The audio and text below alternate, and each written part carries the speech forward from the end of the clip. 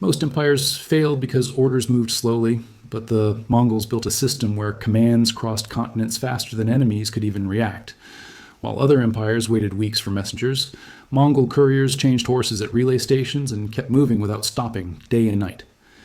Across Asia and Europe, Mongol riders carried official passes that forced food, horses, and shelter, turning every road into state-controlled infrastructure.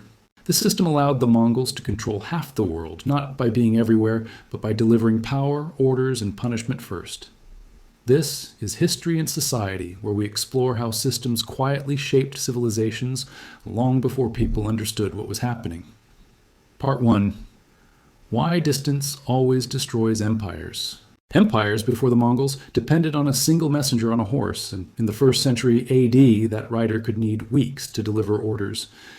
In the Roman Empire, around 100 AD, a governor in Britain or Syria could act alone because a message from Rome arrived after the crisis changed. A rebellion in a frontier town starts with a weapon and a crowd, and slow news gives rebels time to gather men and supplies. A sealed command scroll arriving late is useless because the battlefield and the streets have already moved on without permission. By the 10th century, many rulers relied on local chiefs and tax collectors because central power could not travel fast enough by road. A tired horse and an injured rider can stop a courier on an empty road, and the empire loses awareness for days. Roman roads helped movement, but even stone roads could not remove the need for rest, food, and safe overnight stops. Without a reliable relay network, one rider must carry the whole distance, and that single rider becomes the weak link. A map of provinces looks strong on a wall, but a delayed report turns the emperor into a blind man holding a crown. A distant governor with nearby soldiers and stored taxes can ignore instructions because punishment arrives too late to scare him. Many revolts succeeded because an imperial army marched for weeks, and the rebels used that time to build defenses. In the early 1200s, Eurasia had huge spaces of steppe and desert, and those spaces made communication painfully slow. When reaction time is slow, control becomes loose, and loose control always invites local power to grow into open defiance. In 1206, Genghis Khan united the Mongol tribes, and he faced the largest distance problem any expanding empire could face. By every older rule of empire, the Mongol Empire should have broken apart under distance, before enemies even had to defeat it. Part 2. How the Mongols turned speed into control. After 1206, Genghis Khan built a new kind of state focused on movement, with couriers, horses, and routes treated like military assets. The Mongols created relay stations along key roads, and many routes placed stations roughly 30 to 40 kilometers apart. Each relay station held fresh horses, water, food, shelter, and guards, so a messenger never depended on a single exhausted animal. A Mongol courier arrived at a relay station at full speed, handed over the message, and another rider mounted a fresh horse immediately. The message kept moving while the first rider stopped, which removed fatigue from the message itself and protected the schedule. By the 1220s, the relay network expanded across Mongolia, northern China, Central Asia, and Persia, linking command centers to distant front lines. Couriers carried an official authority pass called a paisa, usually a metal or wooden tablet shown to officials at every station.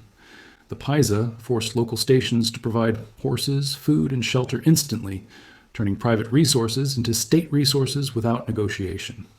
If a local official blocked a courier, the Mongol state treated it as disobedience, and punishment was part of the system's enforcement.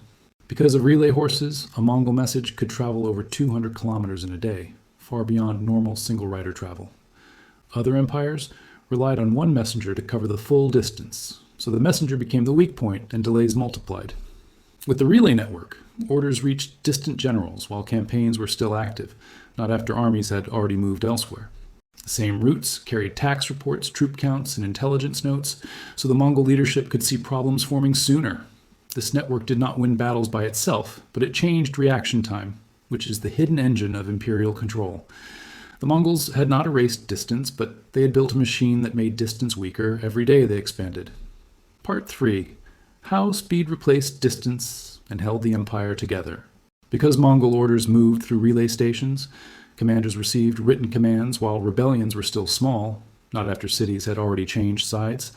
With early intelligence reports, Mongol leaders could redirect cavalry units, replace a general, or reinforce a frontier camp before a mistake became permanent loss. In the 13th century, A rebel group in a distant province failed faster because the courier message reached the center before the rebel army felt safe. Local governors could not turn into kings because the Mongol state kept sending inspectors, tax demands, and punishments through the same relay road network. Mongol armies, separated by thousands of kilometers, moved as one machine because courier riders delivered synchronized attack dates and supply orders within days. The Mongols did not need a fixed capital palace to stay in control because authority traveled inside letters, seals, and courier bags. The same relay routes protected trade caravans because security orders reached patrol posts quickly, keeping bandits afraid of rapid Mongol response. Tax collection stayed steady because written tax reports reached administrators quickly, allowing corrections before corruption networks became too strong to break. The Yam system made power feel close everywhere because the Paisa Pass opened doors, horses, food, and shelter on every route. Distance still existed on maps and deserts, but distance stopped protecting rebels when courier riders kept arriving with fresh horses and new orders. After 1206, the Mongol Empire expanded fast, and its relay stations helped keep command connected across Mongolia, China, and Central Asia. By the 1220s, the relay network supported long campaigns because generals received updates, replacements, and supplies before an enemy could recover. That is the real secret behind controlling half the world, not magic tactics, but a communication system that removed delay from decisions. So the loop closes here, empires die when distance wins, and the Mongols survive because the Yam system made distance lose. If this Mongol system surprised you, like this video, share it with a friend and subscribe for the next Empire System story.